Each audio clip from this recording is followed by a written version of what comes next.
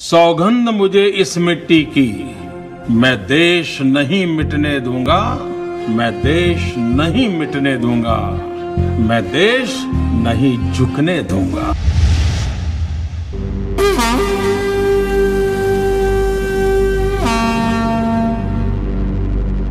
सबका साथ सबका विकास या नरेंद्र मोदींच्या शब्दांवर विश्वास ठेवून नरेंद्र मोदींना आपण पंतप्रधान केलं, भरघोस पाठिंबा दिला आणि मोदीही आल्या आल्या कामाला लागले। त्यांनी 100 दिवसात काय काय करता येऊ शकतं हे दाखवून दिलं। पंतप्रधान जनधन योजना, सांसद Adarsh Gram Yojana, make in India अशा एकापेक्षा एक सरस योजना त्यांनी आणल्या। त्यांच्या या विकास मंत्रानं देशात नवी औद्योगिक क्रांती घडून येत आहे। आपल्याला देशाचा विकास करायचा आहे ना, सोलापूरचा विकास हवाय ना, दक्षिण सोलापूरचा विकास हवाय ना, मग आपल्या स्वप्नांना प्रत्यक्षात आणण्यासाठी 251 दक्षिण सोलापूर मतदारसंघातील भाजपचे अधिकृत उमेदवार सुभाष देशमुख यांना मत द्या, कमळालाच मत द्या।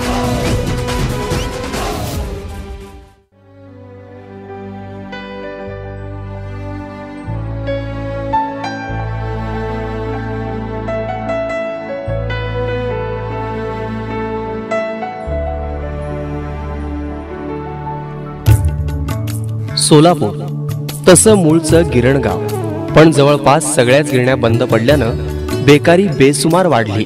बेकार हात आणि रिकामी मनं समाज स्वास्थ्य बिघडवण्याला कधी कधी कारणीभूत ठरतात। बापूंनी या बेकार हातांना कामं दिली आणि रिकाम्या मनांमध्ये स्वप्नपूर्तीची ध्येय रुजवली। केवळ रुजवली असं नाही, तर त्या दृष्टीनं प्रयत्नही केले। सोलापूरचा आर्थिक स्तर उंचावण्यात बापूंनी खारीचा वाटा उचलण्याचा प्रयत्न केलाय आणि त्या प्रयत्नांना यश येतंय याचा आनंद आहे। सुभाष देशमुख शिक्षक असलेल्या मातापित्याचं अपत्य। शिकत असताना क्रिकेट खेळामुळे एका डोळ्याला दुखापत झाली आणि शिक्षण थांबलं। खरं तर 7वीच्या बोर्ड परीक्षेत ते प्रथम क्रमांकानं उत्तीर्ण झाले होते। घरची परिस्थिती बेताची, कामधंदा तर करायला हवा हे जाणून मिळेल ते काम केलं। यात बिगारी कामापासून किराणा दुकान चालवणे अशी छोटी मोठी अनेक कामं केली। 10 वर्षांच्या खडतर कष्टानंतर या मुलाची प्रामाणिक धडपड चिकाटी पाहून एका अभियंत्यानं 500 रुपयांचं पहिलं छोटं काम दिलं। हळूहळू धंद्यात जम बसायला लागला। मोठं काम घेण्यासाठी पैसा हवा होता। यासाठी एका कोऑपरेटिव्ह बँकेत 10,000 रुपये कर्ज मिळावं म्हणून अर्ज केला, पण त्या बँकेनं कर्ज नाकारलं। या मुलाची शिफारसच कोणी केली नाही, पण चिकाटी जिद्द यामुळे कोणी ना कोणी पाठीशी उभं राहत गेलं आणि एक यशस्वी कॉन्ट्रॅक्टर म्हणून सुभाष देशमुख यांचं नाव होत गेलं। आपल्याकडे प्रामाणिकपणा, कष्टाची तयारी, व्यवसायाचं ज्ञान असूनही आपल्याला कर्ज मिळालं नाही। आपल्यासारखेच अनुभव अनेक तरुणांना येत असणार, तेव्हा अशा तरुणांची स्वप्न पूर्ण व्हावीत यासाठी आपण बँक का काढू नये असा विचार त्यांच्या मनात आला। स्वप्नातही विचार केला नव्हता सुभाष देशमुखांनी की आपण कधी काळी राजकारणात जाऊ म्हणून, पण अचानकच त्यांना भाजपाकडून आमदार म्हणून उभं राहण्याविषयी आग्रह झाला आणि मनात नसतानाही त्यांना 1997ला आमदारकीला सोलापुरातून उभं करण्यात आलं आणि ते निवडूनही आले। त्यानंतर खासदार म्हणून निवडून आले, तेही त्या काळचे ऊर्जा मंत्री सुशील कुमार शिंदे त्यांच्या पत्नी उज्ज्वलाताई शिंदे यांचा पराभव करून। त्यानंतर माढ्याला राष्ट्रवादीचे सर्वेसर्वा भारताचे कृषी मंत्री शरद पवारांच्या विरोधात भाजपाने त्यांना निवडणूक लढवण्याचा आदेश दिला। या निवडणुकीत तब्बल 2.5 लाखांपेक्षा जास्त मते त्यांना मिळाली। हा एक उच्चांक ठरला। सुभाष देशमुख पराभूत होऊनही एका अर्थी विजयीच ठरले। सुभाष देशमुखांनी सत्ता संपत्तीचा उपयोग समाजासाठी मोठ्या प्रमाणात केला। शिक्षक असलेल्या वडिलांची शिकवण होती की ज्या समाजानं तुम्हाला उभं केलं त्या समाजासाठी कृतज्ञ राहायलाच हवं। मी ज्यावेळेस लहानाचा मोठा होत असताना माझ्या आईवडिलांना जसं लहानाचं मोठं केलं, ह्याच्यात खूप मोठा माझ्या समाजाचा सुद्धा वाटा आहे। मला असं वाटतं की माझ्या आईवडिलाचं ऋण माझ्यापर्यंत फेडत, पण मला समाजानेही मला काहीतरी बोट दाखवलेला इथपर्यंत आणण्यासाठी, त्या समाजाचं ऋण जेवढं फेडतं तेवढ्याचा प्रयत्न करतोय। याच संस्कारानं, विचारानं समृद्ध सुभाष देशमुखांनी समाजातील सर्व स्तरातील लोकांसाठी काम केलं. समाज, जिल्हा, राज्य असो वा देश मोठा होण्यासाठी आर्थिक, शैक्षणिक स्थैर्य खूप गरजेचं आहे हे जाणून तरुणांच्या हाताला त्यांच्या योग्यतेप्रमाणे काम मिळावं म्हणून छोटे मोठे उद्योगधंदे सुरू केले. 5,000चं सहकार्य देऊन तरुणांना आळशी व निष्क्रिय बनवण्यापेक्षा त्यांच्यातल्या कौशल्याला त्यांनी फुलवलं. नोकरी ज्याला करायची होती त्याला नोकरी दिली. ज्याला व्यवसाय करायचा आहे त्याला बँकेमार्फत कर्ज मिळवून देऊन त्याला गरज असल्यास मार्केटिंगसाठी सहाय्यही केलं. समाजात पत हवी असेल तर कर्जफेड आणि प्रामाणिक प्रयत्न यांना खूप महत्त्व असतं हे त्यांनी जाणून कर्ज घेणाऱ्यांना या बाबी समजावून सांगितल्या. आज असे अनेक तरुण आहेत जे आपल्या पायावर उभे आहेत आणि यशस्वी झाले. आज माहिती तंत्रज्ञान क्षेत्रात फार मोठी प्रगती होत असून ती गरजही झाली आहे, पण बेरोजगारी ही तितकीच वाढतीये. अशा बिकट परिस्थितीत आजच्या बेकार तरुणांपुढे शेती आणि उद्योग हे दोनच पर्याय राहिलेत. ते निकट लक्षात घेऊन सुभाष बापूंनी सोलापूर जिल्ह्यातील वडाळा या छोट्याशा गावातील माळरानावर शेती आणि उद्योगाचे प्रशिक्षण देणारे शिक्षण संकुल निर्माण करून मध्यमवर्गीय आणि कनिष्ठ वर्गीय तरुणांना मोठा आधार दिलाय. शेतीनिष्ठ, उद्योजकता आणि सामाजिक बांधिलकी यांचं भान असलेला आदर्श विद्यार्थी घडवण्याच्या दृष्टीनं या ठिकाणी हे संकुल सुरू करण्यात आलं. सुरुवातीला सन 2003 मध्ये उद्यान विद्या महाविद्यालय सुरू करण्यात आलं. महाराष्ट्रातील अनेक जिल्ह्यात सतत अवर्षण स्थिती असते. अशा जिल्ह्यांचा विचार करून शासनानं राष्ट्रीय फलोत्पादन अभियान हॉर्टिकल्चर मिशन सुरू केलं होतं. कमी पाण्यात येणाऱ्या फळबागांची लागवड करण्यास शासनानं प्रोत्साहन दिलं होतं. त्यानुसार या माळरानावर बोर, आवळा, चिंच, सीताफळ यांची लागवड करण्यात आली. सन 2004 साली या ठिकाणी कृषी डिप्लोमा सुरू करण्यात आला. आजच्या तरुणांनी या कृषी क्षेत्राला वाहून घेतलं पाहिजे या उदात्त हेतूनं सुभाष बापूंनी 2 वर्षांचा अभ्यासक्रम सुरू केला. हा अभ्यासक्रम इंग्रजी माध्यमातून होता, पण आपला विद्यार्थी मध्यमवर्गीय असून 10वी नंतर त्याला इंग्रजी माध्यमाचं शिक्षण जड जाईल म्हणून त्यांनी मराठीत हा अभ्यासक्रम आणला. त्यामुळे सोलापूर जिल्ह्यातील बळीराजाच्या मुलांना शेतीच्या अभ्यासाची कवाडं खुली झाली. या मुलांना शिक्षण देताना प्रात्यक्षिकांवर भर दिला जातो. साधारण 200 एकराचं हे माळरान असून शेतीच्या प्रात्यक्षिकाला कुठलीच कमतरता नाही. अशा प्रात्यक्षिकांमुळे नेमकेपणानं तंत्रज्ञान अवगत करता येतं. सन 2005 साली सोलापुरात सोलापूर विद्यापीठाची स्थापना झाली. त्यामुळे विद्यापीठाच्या मान्यतेनं महात्मा फुले कृषी विद्यापीठांतर्गत जैव तंत्रज्ञानाचा अभ्यासक्रम सुरू करण्यात आला. पारंपरिकतेबरोबर आधुनिकतेची कास धरण्याची गरज होती. सन 2006 साली BCS आणि BSc हा कोर्स सुरू करण्यात आला. सोलापूर जिल्ह्यात गेल्या 10-15 वर्षांपासूनचा विचार करता सतत अवर्षण स्थिती निर्माण होतीये. बळीराजावर आलेल्या कठीण स्थितीचा विचार करून सुभाष बापूंनी शेतकऱ्यांच्या मुलांसाठी मोफत विद्यादान योजना सुरू केली. गेल्या वर्षापासून कृषी आणि उद्योजकता महाविद्यालयातील मुलांसाठी ही विद्यादान योजना सुरू करण्यात आली आहे. या योजनेचा लाभ राज्यातील सर्वच जिल्ह्यांमधील शेतकऱ्यांच्या मुलांना मिळावा म्हणून प्रतिष्ठानच्या वतीनं 35 जिल्ह्यांमधील प्रत्येक ग्रामपंचायतींशी पत्र व्यवहार करण्यात आला. पहिल्या वर्षी बायोटेकसाठी 54 तर उद्योजकतेसाठी 45 विद्यार्थ्यांची या योजनेकरता निवड करण्यात आली. या विद्यार्थ्यांचा संपूर्ण वर्षभरातील खर्चाचा भार प्रतिष्ठानकडून उचलला जातो. वर्षभराची शैक्षणिक फी, राहण्याची सोय, जेवणाची सोय असा या खर्चाचा भार आहे. या मुलांची निवड गुणवत्तेनुसार केली जाते. जात, पंथ याचा विचार न करता समाजातील सर्वच घटकातील विद्यार्थ्यांना या योजनेत सामावून घेतलं जातं. गरीब, हुशार हा निकष असतो. विशेषतः भूमिहीन आणि शेतमजूर शेतकऱ्यांच्या मुलामुलींना प्राधान्य दिलं जातं. ही निवड करताना त्या गावातील मान्यवर व्यक्तींचं शिफारस पत्रही घेतलं जातं. या मुलांना कमवा आणि शिका हा मूलमंत्र दिला जातो. आज समाजात विभक्त कुटुंब पद्धत बोकाळलीये. नोकरी आणि व्यवसायामुळे कुणी कोणाला बघत नाही. घरात असणारी वृद्ध माणसं एकटी पडलेली आहेत. कोणाचाही आधार नाही, हातपाय हालत नाहीत. तेव्हा जगायचं कसं हा यक्ष प्रश्न समाजात निर्माण झालाय. ज्याचं पोट रिकामं आहे अशा लोकांना अन्नदान करण्याची नितांत गरज आहे.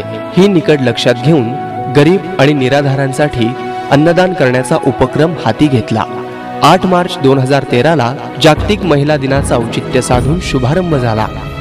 म्हणजेच या दिवशी अन्नदानाला सुरुवात करण्यात आली. आता जे निष्ठुर मुलं आहेत, ज्यांच्यावरती संस्कारच नाहीत की आईवडिलाला सांभाळायचे, अशी निष्ठुर मुलं आईवडिलाला सोडून दिलेले आहेत.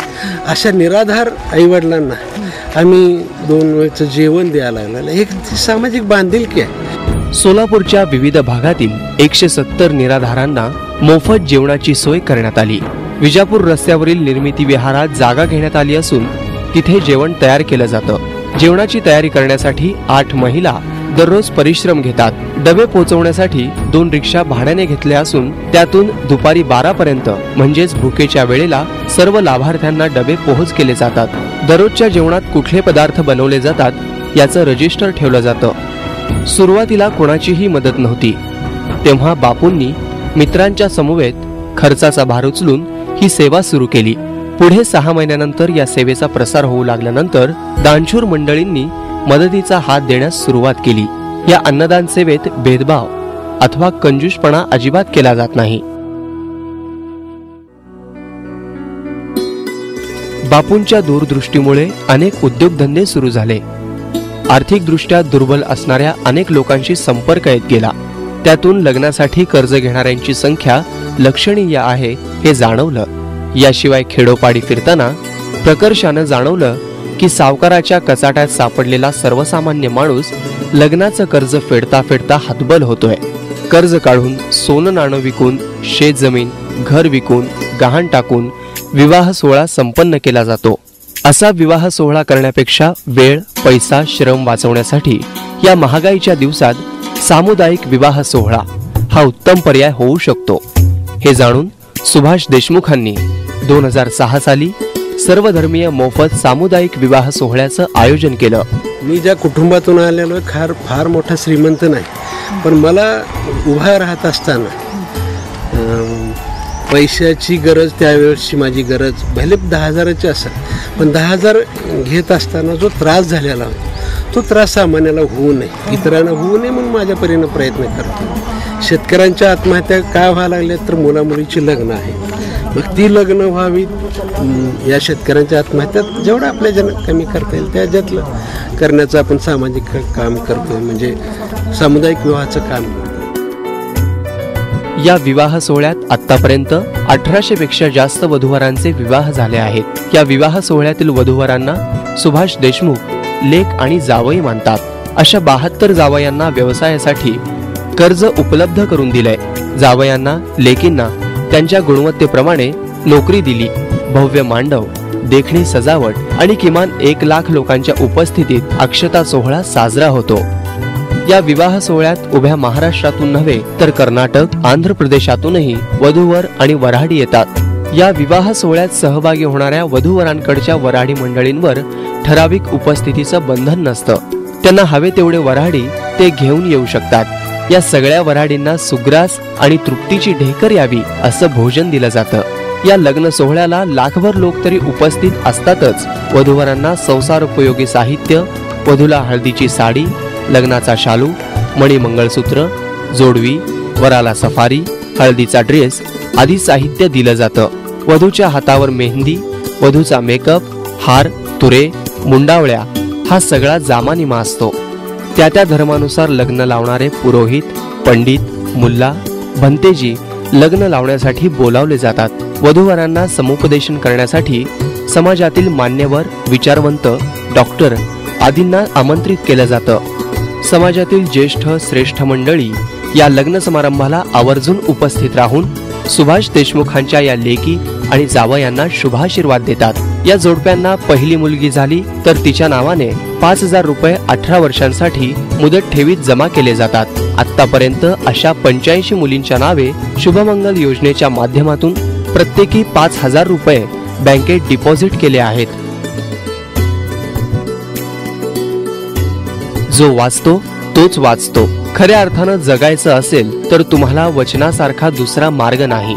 जगणं समृद्ध करायचं असेल, विचारांनी परिपूर्ण व्हायचं असेल, जगण्याला अर्थ प्राप्त करून द्यायचा असेल, वेगळी वाट चोखाळायची असेल, समस्यांवर उत्तर शोधायची असतील, प्रेरणा घ्यायची असेल, स्वतःला सिद्ध करायचं असेल, समाजासाठी काही चांगलं करायचं असेल, चांगले विचार समाजापर्यंत पोहोचवायचे असतील, सुखदुःख, आनंद, धैर्य आदी अनेक भावभावना, गुण यांची खोलवर ओळख करून घ्यायची असेल तर अनेकविध ग्रंथ, पुस्तकं तुमच्या समोर उभे आहेत आणि ते तुम्हाला सांगतायत की घ्या, आमचं वाचन करा आणि आमच्या बरोबर तुमचंही जगणं सार्थकी लावा. हे जाणून सुभाष देशमुखांनी सार्वजनिक वाचनालयाची सुरुवात केली. गेल्या 2-3 वर्षांपासून वाचन संस्कृती केवळ शहरातच नाही तर तालुका, गाव पातळीपर्यंत रुजावी, तिनं मुळं धरावीत म्हणून प्रयत्नांना सुरुवात केली. तालुका पातळीवर फिरतं वाचनालय आहे, यासाठी एक व्हॅन घेतलीय. आठवड्याच्या एका ठराविक दिवशी त्या गावाला हे फिरतं वाचनालय जातं. आमच्या प्रमुख वाचनालयातील पुस्तकांची यादी त्या गावातल्या ऑफिसातही आहे. वाचकांनी त्यांना हव्या असलेल्या आणि यादीत असलेल्या पुस्तकांची मागणी नोंदवायची.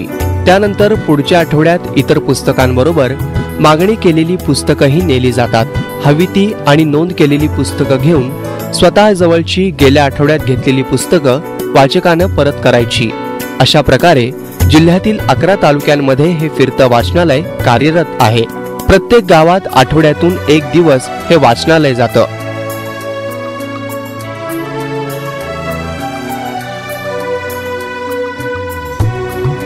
अलीकडच्या काळात दुष्काळाचं प्रमाण वाढलंय. निसर्गाचा हा प्रकोप ओळखून बापूंनी उक्तीपेक्षा कृतीला महत्त्व देण्याचं ठरवलं. बापूंनी मौजे बिबी दारफळ, तालुका उत्तर सोलापूर येथे नाला खोलीकरण व रुंदीकरण करून बंधारे बांधण्याचे काम दिनांक 26 जानेवारी 2013 पासून हाती घेतले. भगीरथ, नाथसागर, गंगासागर व शिवसागर हे बंधारे तसंच कोल्हापूर पद्धतीच्या बंधाऱ्याची दुरुस्ती यांचा समावेश या योजनेत होता. ओढ्याच्या उगमापासून पायथ्यापर्यंत बंधाऱ्याची साखळी तयार करून त्याद्वारे पावसाचे मोठ्या प्रमाणावर वाहून जाणारे पाणी अडवणे हा मुख्य उद्देश होता. यातील महत्वाची बाब अशी की अरुंद झालेले, गाळाने भरलेले ओढ्याचे पात्र जास्तीत जास्त रुंद व खोल करण्याचे काम करण्यात आले. त्यामुळं ओढ्याच्या पात्रात जवळजवळ 5000 कोटी लिटर म्हणजे 50 TCM पाणी साठवण्याची क्षमता निर्माण झाली. ओढ्याच्या पात्रातील गाळ काढून टाकल्यामुळं व तो सच्छिद्र थरापर्यंत खोल केल्याने पाणी जमिनीत मुरण्याचे प्रमाण वाढले. तज्ञांच्या मते अशा प्रकारे काम केल्याने ओढ्याच्या दोन्ही बाजूस प्रत्येकी 500 मीटर पर्यंत एकूण 1 किलोमीटर रुंदीपर्यंत पाणी झिरपतं. आपल्याकडील भूस्तराची पाणी धारण क्षमता 2.5% इतकी ग्राह्य धरली जाते. 1 किलोमीटर लांबीच्या कामामुळं जमिनीच्या पोटात 45 कोटी लिटर इतकं पाणी साठवलं जाऊ शकतं. त्यानुसार 15 किमीच्या कामामुळं किती पाणी जमिनीत साठवले जाईल याची कल्पना करता येईल. उजनीचं पाणी बिबीदारफळ कधी बघायला मिळत नव्हतं, परंतु आता सुभाष बापूंनी जे काम केलंय त्यामुळे आम्हाला उजनीचं पाणी भरपूर आले आणि जवळजवळ ह्या ओढ्यामुळं 3-4 किलोमीटरच्या परिसरात पाणी निघत नाही आता सध्याला उजनीच्या पाण्यामुळं. आणि बापूंनी काम केल्यामुळे त्यांचं आम्ही बिबीदारफळच्या ग्रामस्थ होईपर्यंत पूर्ण त्यांचा आभार. कामाचा दर्जा व गुणवत्ता या बाबतीत सुभाष देशमुख कमालीचे आग्रही होते. आपले काम आदर्शच व्हायला हवे व त्यात कसल्याही उणीवा राहू नयेत याबाबत संबंधित मंडळी दक्ष होती. त्याचाच परिणाम म्हणून हे भव्य काम साकारलं गेलं. धरणी मातेची ओटी रिकामी झाली तरी माणसाचा हव्यास संपत नाही. वर्षानुवर्ष पुढचा मागचा विचार न करता भूगर्भातील पाणीसाठा आपण रिता करत आहोत. त्याचे गंभीर दुष्परिणाम आपल्याला भोगावे लागतायत. वेळीच उपाययोजना केली नाही तर पाण्यासाठी लढाया व्हायला वेळ लागणार नाही. हे जाणून सुभाष देशमुख यांनी जलसंधारण प्रकल्प बिबी दारफळ येथे 15 किलोमीटर परिसरात घेतला होता. कोरडे ठक्क ओढे नाले तुतडीवरून वाहायला लागले आहेत. 2 महिने सोलापूर जिल्ह्यात पावसानं दडी मारली होती. त्या पार्श्वभूमीवर बिबी दारफळ येथे केलेल्या जलसंधारणाच्या कामाला जणू वरुण राजाने आशीर्वाद दिला. बापूंच्या मार्गदर्शनाखाली रुंदीकरण व खोलीकरण केलेले ओढे दुतडीवरून वाहू लागले आहेत. त्यामुळे या भागाचं जलमंगल झाल्याचं बोललं जात आहे. सुभाष देशमुखांच्या या दूरदृष्टीनं प्रभावित होऊन मार्डी, तालुका उत्तर सोलापूर येथे शहाजी भाऊ पवार युवा मंचच्या वतीनं 2 किलोमीटर लांबीचे काम हाती घेतले गेले. तसंच हन्नूर, तालुका अक्कलकोट येथे स्वामी विवेकानंद प्रतिष्ठानच्या वतीनं सचिन कल्याण शेट्टी यांनीही काम सुरू केलं. बापूंच्या पुढाकाराने सुरू झालेल्या या कार्याचे जल चळवळीत रूपांतर झाले तर जलमंगल होण्यास वेळ लागणार नाही.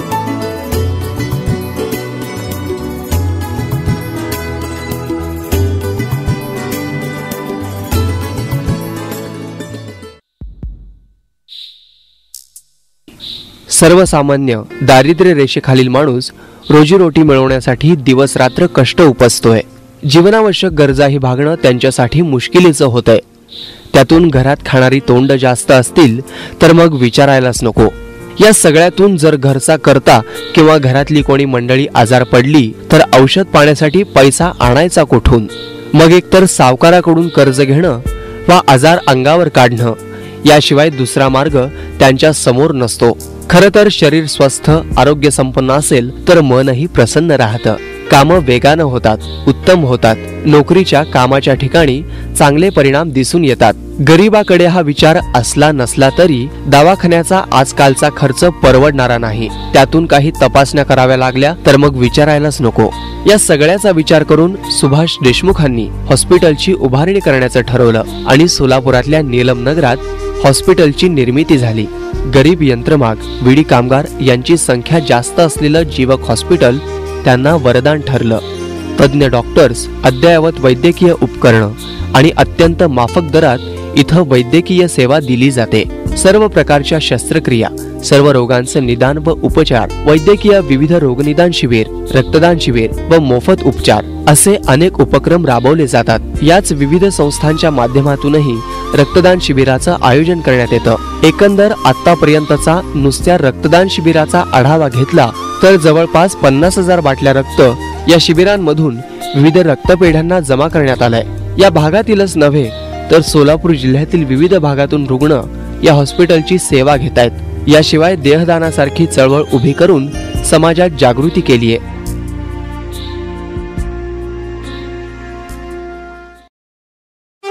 शेतकऱ्यांच्या आर्थिक उन्नतीसाठी पूरक व्यवसाय अर्थात दुग्ध व्यवसाय, कुक्कुटपालन, ऊस शेती यासाठी आर्थिक सहाय्याचा हातभार देऊन त्यांना खंबीर साथ देऊन सुभाष बापू देशमुख यांनी उभं केलं.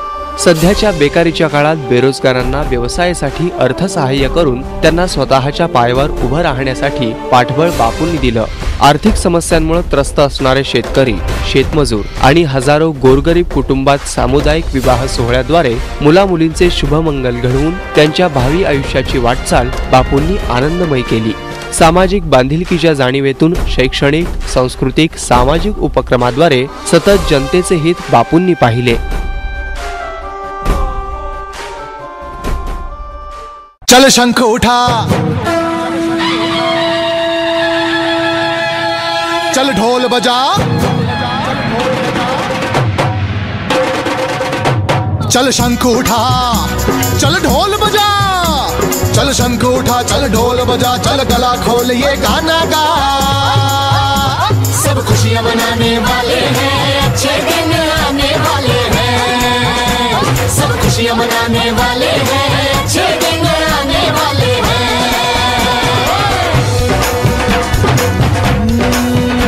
कोई छोटा कोई गम ना गिला हो सबका भला. चल सुर दो मिला, चल सुर दो मिला, चल सुर दो मिला, चल सुर दो मिला. सपने सच होने वाले हैं, सपने सच होने वाले हैं, अच्छे दिन आने वाले हैं. सब खुशियां मनाने वाले हैं, अच्छे दिन आने वाले हैं.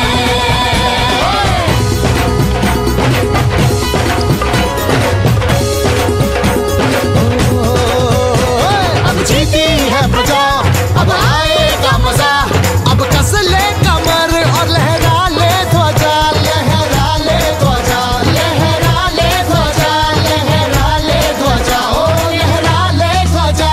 सब खुशियां मनाने वाले हैं, सब खुशियां मनाने वाले हैं, अच्छे दिन आने वाले हैं. सब खुशियां मनाने वाले हैं, अच्छे दिन आने वाले हैं.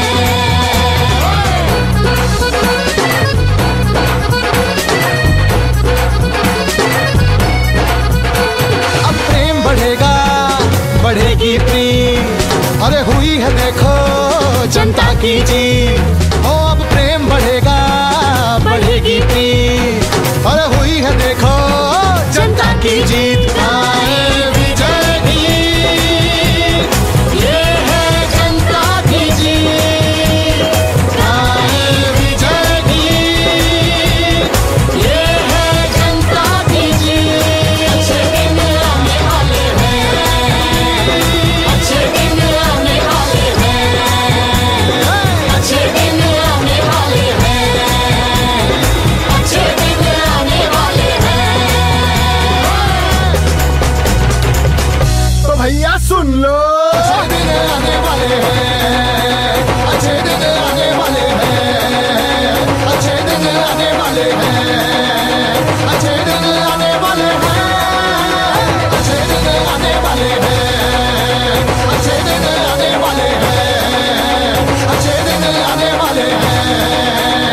मुझे दिन